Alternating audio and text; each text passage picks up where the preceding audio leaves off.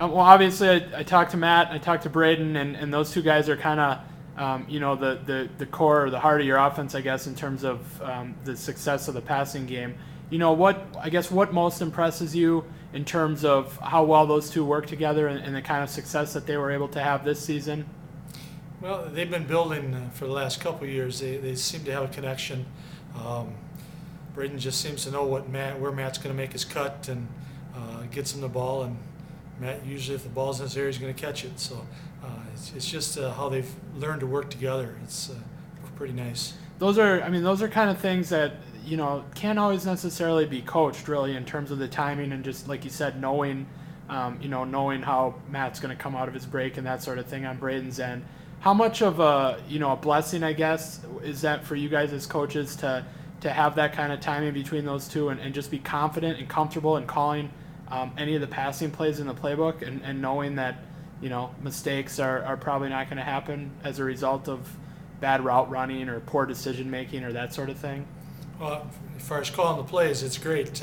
Sometimes even if I've called the wrong play, they make a play out of it, and that makes the coach look good and makes the players look even better. What's Braden's best asset as a quarterback? I mean, decision making, arm strength, ability to keep a play alive, those sort of things. What would you say is his biggest asset as a quarterback? It's probably his biggest strength and weakness.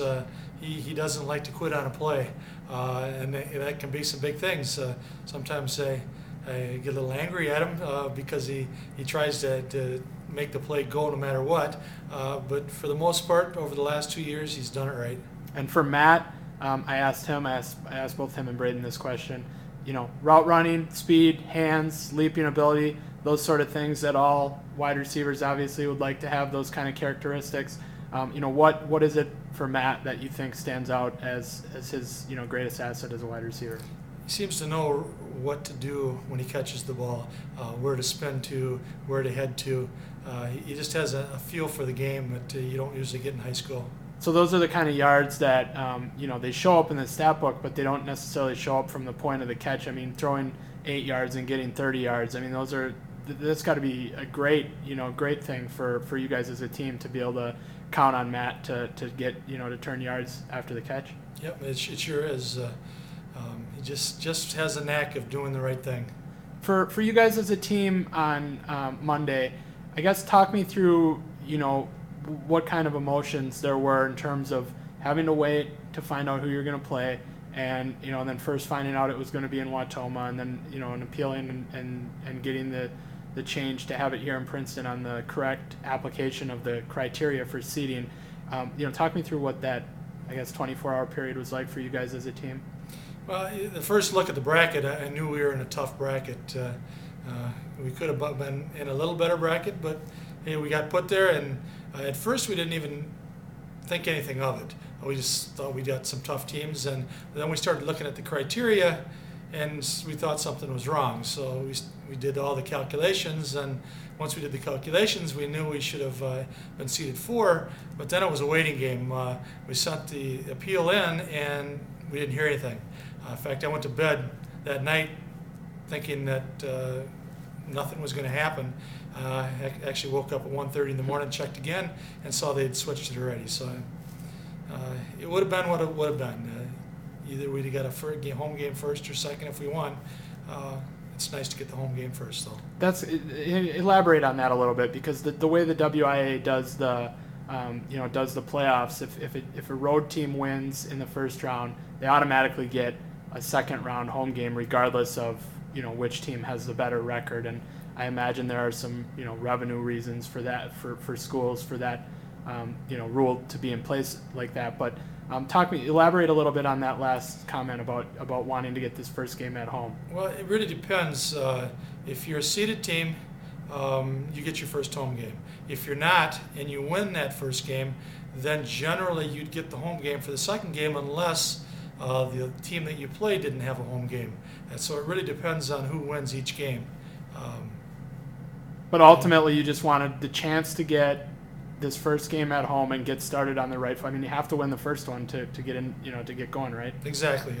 It's everybody's more comfortable at home, and we'll take a home game.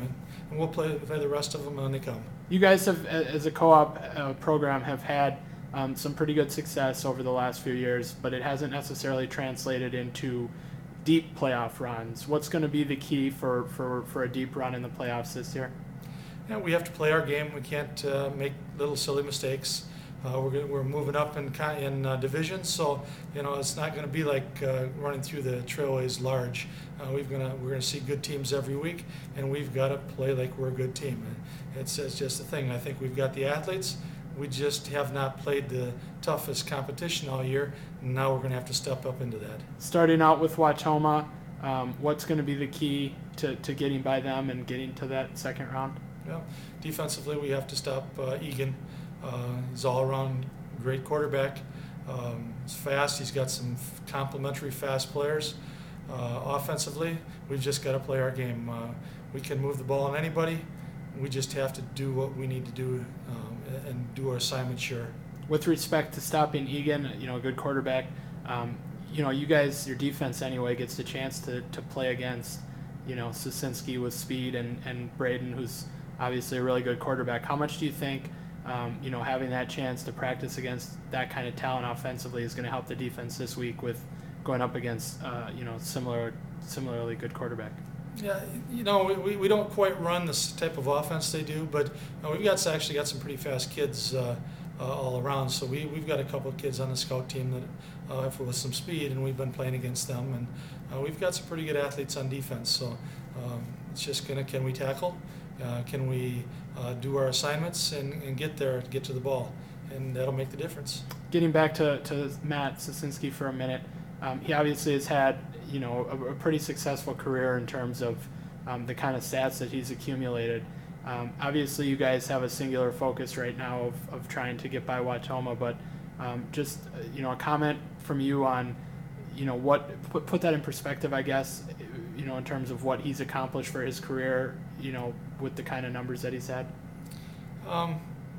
He was a very mature athlete as a freshman. He started, I think, the third or fourth game of his freshman year. We started to start him, and we could see then he was a pretty good player.